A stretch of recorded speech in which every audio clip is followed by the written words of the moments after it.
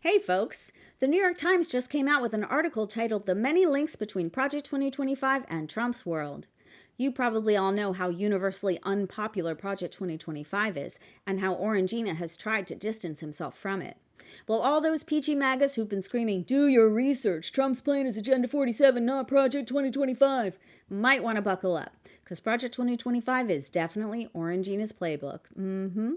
All these red circles represent Orangina's ties to Project 2025. The Times reports of the 307 authors and contributors, well over half of them have been in Trump's administration or on his campaign or transition teams. In fact, 18 of the 40 authors and editors who worked on the document served in the first Trump administration. Of the 267 additional contributors, at least 144, highlighted here, also worked in Mr. Trump's administration or on his campaign or transition teams. The article points to the fact that the president of the Heritage Foundation told the New York Times in an interview that he views the foundation's role as institutionalizing Trumpism. He did. Well, folks, let's just run through some of the things in Trump's plans for a second term that the Times revealed to be very much rooted in Project 2025.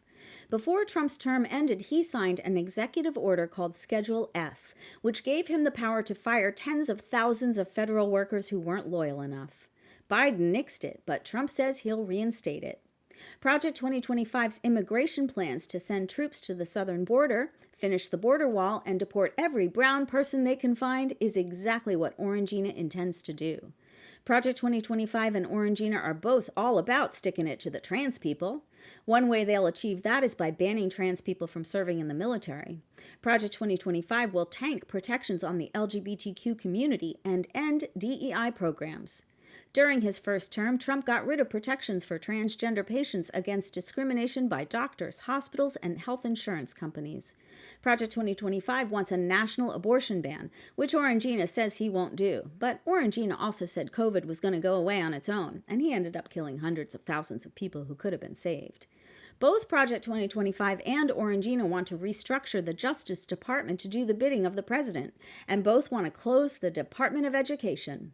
Both want to give more tax cuts to the corporations and rich people, and both would cost American families thousands of dollars per year.